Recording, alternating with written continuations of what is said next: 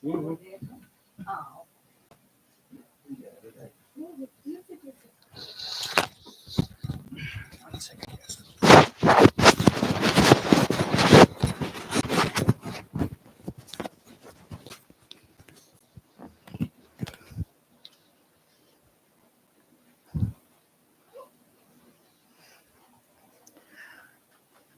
students, aspirants, parents, everyone, right? Good evening. So today we shall be taking up the discussion of the IPMAT Indore 2025, how it went, right? What were the new surprises, right? What were the pleasant ones, not so pleasant ones, right? So overall, we'll be breaking down the test for all of you here. We shall also be commenting on the cutoffs, how were the sections individually and the overall cutoff, sectional cutoff. We shall be talking about that too. And at the end, I'll be sharing some details about the past years so that you get a fair idea as to where you might stand with respect to the overall competition. So let's get started. So I also have with me Lakshmi ma'am, who would be taking up the VARC part in some time.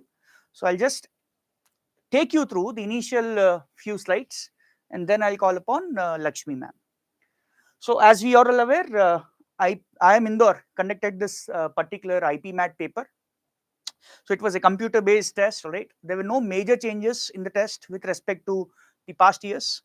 So this time around also we had 3 sections. I'll just take you through that. So we had 3 sections, just like any last years. So you had QA MCQ, you had QA short answers, essay, and then you had VARC, the MCQ part. And the number of questions also remained the same, all right? No change in number of questions also, marking scheme also. In fact, the sectional time. So overall, the feel of the test was exactly the same as last year, right?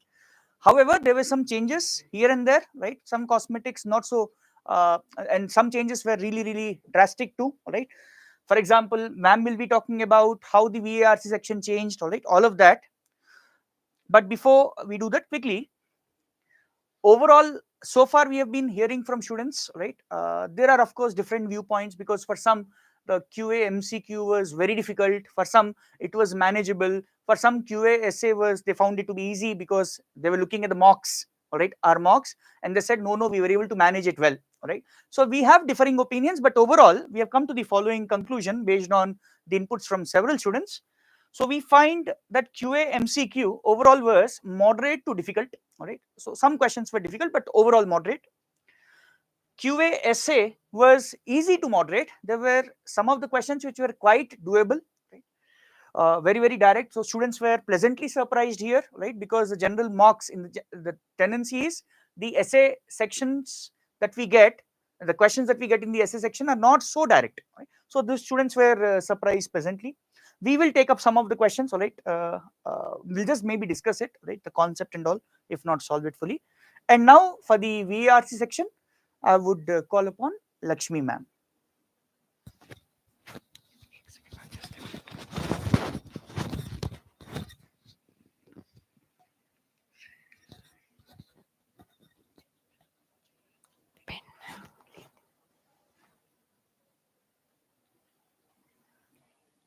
Hello, dear students. Thank you, Abhishek sir.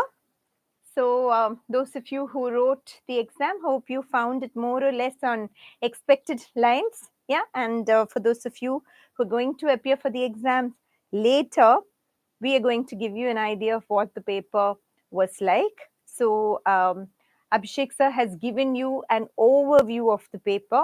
Not too many drastic surprises, but yes, a little bit of spice here and there. Let us look at the verbal ability or English section first. Okay. This is the section where there was the biggest surprise probably. Those of you who took the exam know what it is. 3 RC passages, okay? 3 RC passages this year. Usually they have only 2 RC passages. Till last year, they had only 2 RC passages with 6 questions each, a total of 12 questions. This year, there were 3 RC or we can say 3 comprehension based exercises. Why am I saying that? Because there were two RC passages in the traditional sense, and what our students have been telling us, inputs are still coming in, but so far what we have is that the third passage was a conversation or it was dialogue based. Now this is something new. However, the questions were not very difficult. Okay, so the two traditional passages were on, one was on social media regulations, something like that, Meta and various such platforms. And the second one, what we hear from our students is the second one was on consumerism. So both the passages were quite reader friendly. The topics were not very abstruse or complicated, right? And the third one was based on a dialogue or conversation. Again, nothing complicated, but yes, it must have taken students a few seconds to understand what this exercise was all about. And moreover, that would have made the English section a little more time consuming. Okay, that was there. Then passages were slightly lengthy.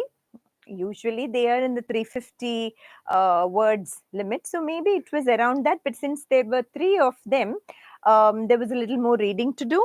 And the RC questions, first we are talking of the RC questions, there were a few straightforward direct questions. Okay, but there were also inference based questions, no surprises there, right?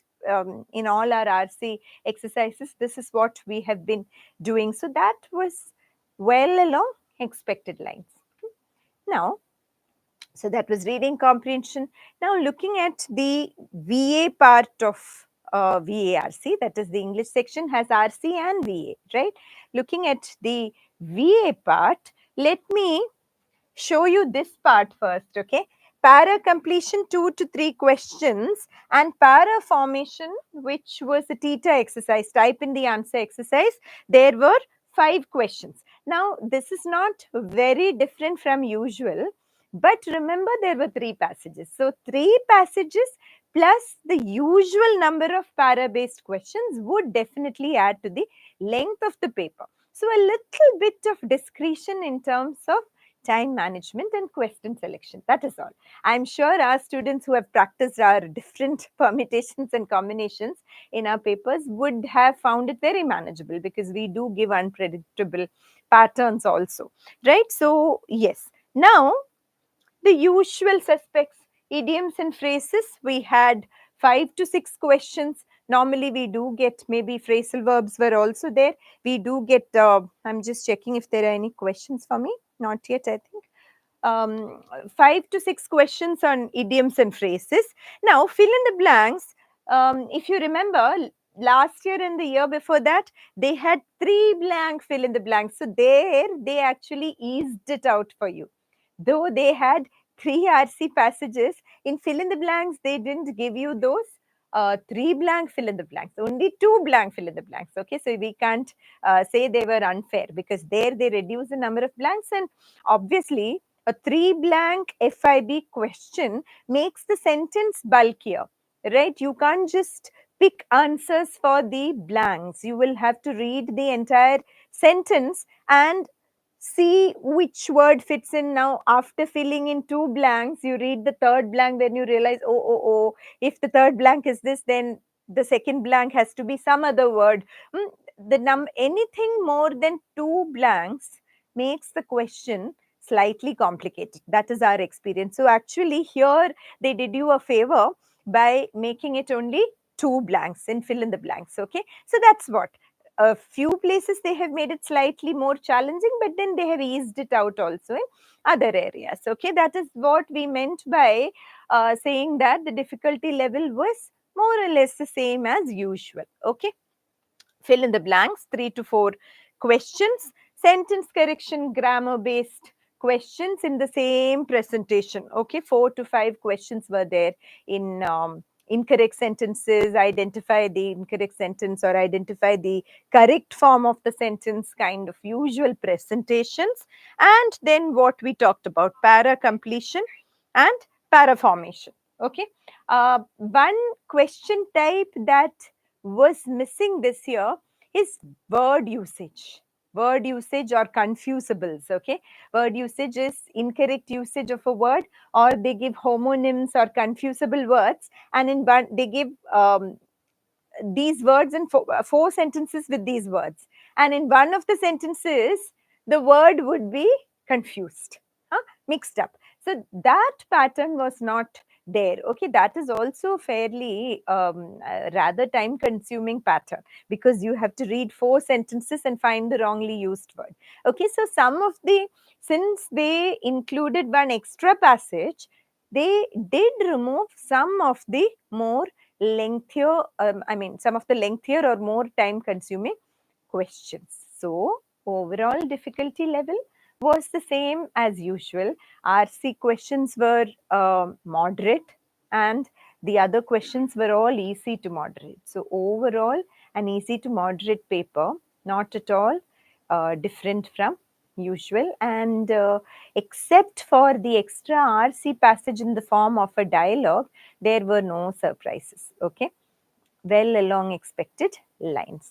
So that is all from the verbal ability section. I'll hand it over back to Abhishek sir.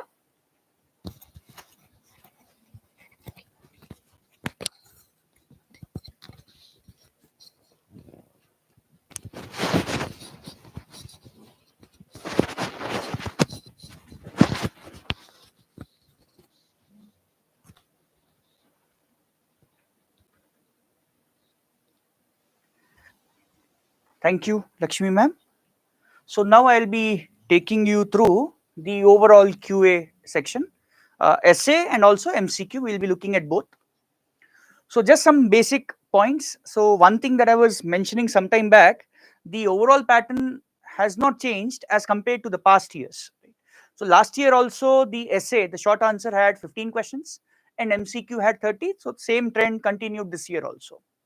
Now, as I told you, we've been hearing from several students and everyone had slightly different take on a particular section. But overall, what we heard was the QA essay section that we had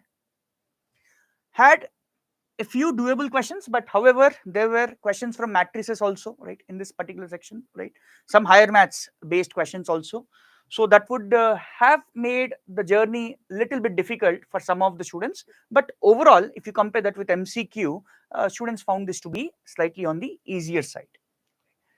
Now, also one more thing that I noticed while speaking to the students was the questions, particularly in the essay, we are still in the essay part. So there was one set which was more like a LR set, right, logical reasoning set. So if someone was able to crack that set, so there were a group of questions following that. So he or she would have got bonus marks for all those questions if you crack one set. So it's more like LR, right, logical reasoning. But in that particular set, there were also here and there some bits of statistics being used. For example, questions involving terms like median person, who would it be, all right, who would be having the median score or something like that, all right. There were some statistics based terminology being used in that particular set. So that is one more set. If at all you would have spent some time in cracking it, you would have been rewarded, right? Besides that, there were some other questions, like for example in geometry, right? We had quite a few questions this time from geometry. Now, one surprise element, I was talking about some surprises, some pleasant, some not so pleasant. So one of the not so pleasant surprises was this time around we did not have good number of questions from arithmetic. So whatever we heard from the students, right? I'll just be sharing the inputs that I've got, all right, overall inputs that I got. So I could recall one question from the SICI from one of the students, all right, simple interest, compound interest, that's the arithmetic. There was one question from the time and work, all right, one or two questions, all right. TSD likewise, one or two questions. So that means there were not a lot of questions from the arithmetic part, which is generally the strong area for students from non-math students, particularly, all right. So students who are from non-math would have lost out on account of this. But again, this is something which is uncontrollable. So you cannot really control the type of questions that you're going to see. So you need to play according to the rules with whatever is being provided to you, right? So that way, if someone was able to manage it, right, by identifying some easier questions hidden here and there, because the expectation is not very high. I will talk about that also, right? So The next point is students with good fundamental knowledge, the good conceptual knowledge, right, would not have found it difficult to solve around 6 to 8 questions in this particular section, which generally is around the cutoff level, right, which is around the cutoff level, 6 to 8 questions. Again, when I say 6 to 8, I am assuming that you are also working on the accuracy part. So it's not like that you're getting them all wrong or something like that, because then you'll get zero, right, in the end. Now, QA MCQ, many students, majority of the students reported to us that this was slightly on the difficult side, right? The questions were, some of the questions were quite lengthy, right? They were not so direct. For example, there was one question wherein the in radius was asked in an octagon or something like that, right? So over there, if you know the basics, right, if you know the formula, it is a question that can be done in around a minute. But if you do not know that, it would take much more than that. So that way, if someone did not plan their attempts well, those students would have definitely had some disadvantage as far as the MCQ section was concerned. So that way it was a mixed bag. There were some easier questions doable, but there were so many not so easy questions too. So thus we expect the cutoff, the sectional cutoff, particularly here, to maybe come down a little bit, all right? Not a lot, because it was not very difficult as compared to last year, but maybe slight drop. Now here the next point is what I was talking about. Now some questions, just because they were very challenging, so the skill of identifying the right question to solve was tested at the highest level. All right. I hope people who would be taking the IPMAT next year, you please pay attention to this point very, very carefully. When you're taking any competitive exam, now one of the important skills that you'll be tested on is not the knowledge part. Knowledge, of course, is there, the formula, the theorem, the property, all that is there. But one more thing that you'd be constantly be tested on is how well you identify good questions. Now, when I say good question, good questions for the student, not good question in terms of difficulty, please understand. So how good you are at that particular skill would have been tested this time also, right? It's tested every year, this time even more. Now, just quickly giving you the breakup, some topics that we could hear from students, right? So as I was saying, from the arithmetic, we didn't hear a lot of questions coming in. So one question from SICI. So this question was something about doubling, right? The interest doubling and all, right? Some basic percentage questions. It was in the form of DI, data interpretation, percentage change table, all right? The concept of percentage changes. Time and work. So people working on a particular task, some time is taken. A does 40% of the work. Not very challenging though, right? This particular question, right? Time, speed, distance, some basic questions were asked from TSD also. Now from algebra 2, now we had questions coming from quadratic, not one or two, I think there were multiple reportings, right, of quadratic equation questions, sometimes mixed with uh, logarithms, right? Questions were mixed with logarithms also, right? Questions were mixed with functions also, right? Some polynomial function is quadratic polynomial function, which is a quadratic, is given to us, and some relation like f of 0 plus f of 1 plus f of 2 is equal to f of 4, something like that. So quadratic is the you got questions like this also. Questions on sequence and series were there, right, reported. Logarithms and inequalities. Logarithm, again, there were quite a few. So there were some 3-4 questions from logarithm that you would have got in the test. So people who are going to take the test next year, IPMAT 26, please pay attention to this particularly, because this is one of the topics which is generally dreaded by the student community. They don't like this much, but you'll have to start liking it now, because there are quite a few questions coming from the logarithms part also. Geometry was again one more surprise. There were so many questions coming from the geometry too, right? Some 2-3 questions were reported which were only based on circles. Just circles itself had 2-3 questions. Then you had few questions on triangles. For example, there was one question that I recall. 3 equations were given of the lines. These 3 equations are given, and the question was find the area of the triangle formed.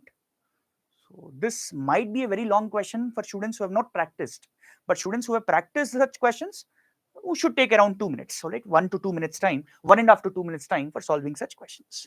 So there were quite a few questions from geometry part also. Numbers, overall good number of questions have come from numbers also. When I talk about modern maths, so when I say modern maths, what I cover? Functions, PNC, probability. All right. So PNC, probability, there were some questions which are asked, but not so difficult. They were pretty doable. So students who were able to identify these questions hidden somewhere amongst the other difficult ones would have won in this race, right? So there's also test of question selection, as I was saying some time back. Now, good number of attempts. So, of course, these numbers are all based on the inputs that we have received from many of you. So, overall, we have come to the conclusion that somewhere around 8 to 10 attempts with good accuracy. I've mentioned that already here. Accuracy is maintained, right? And similarly in MCQ, somewhere around 15, 16 questions, right, with good accuracy should help you clear the sectional cutoff. Expected cutoffs. So since the paper is not very different, right, of course the MCQ part has become slightly difficult, but to counter that, the essay part has become slightly easier from what we hear from the students. So overall, it's like in balancing act. However, VARC could create some difference. We don't know about that because there were some surprises too, right? But ma'am has said that it was not a major surprise, as already stated. So let's see. Let's wait for the cutoffs to come. But our estimate is, we estimate the cutoff to be similar to last year's, right? Somewhere in the 270 to 280 range, the overall cutoffs, right? So what I'll do now is, see, now the test is over. Now stop worrying about how you did, how you performed, you got the question right or wrong. Don't worry about it, because very soon we'll get to know the result, right? Now what I'll do in the next few slides is, I will show you the cutoffs that we had in the past years, right? So that we can get an idea, fair idea as to how we have performed, all right? And as I told you, for example, 2024 cutoffs. So 2025 more or less will be on the same lines. So now you can take a you can make a call, like for example, QA MCQ. I did 16 questions, right? Most of them are right. So most likely I'll clear the cutoff. QA essay, I solved only 5 questions. So cutoff is around 2024. Maybe I'll not clear the cutoff. So that way you can have your own analysis, right? So this is just for that particular usage. So this is by category, as you see, right? So 24, this is a public domain available data. You can download it and look at it. So one thing that I would like to highlight here, looking at the data, is if you look at the cutoffs for the VA section, they are pretty high as compared to the other two. Of course, one reason is the number of questions are lower here, right? So together, these two sections have equal number of questions as VA. That's one reason. But even if we consider that them to be one section, the sum is still not matching. So VA has extremely high cutoffs, sectional cutoffs, if you will see. So for next year aspirants, so our advice would be, please start preparing, focusing well on the VA section, because that will be the score improver overall. It will help you improve your overall score, right? A lot. Maybe not quant, maybe not the essay part, MCQ or essay part, but VA definitely would be helping you out in improving the overall score. So anyways, with this, we are done with the overall analysis that we wanted to share with you, right? So I would just like to end the session, but before I end it, would like to just reiterate, remind you that this test is not a one-day match, right? It's not, or not even T20. Now we have T20. Let's talk about that, right? So it's not T20 match. You prepare for 2 days, you take the test, and you'll clear it. I hope we have understood, people who have taken the test, and people who are yet to take the test.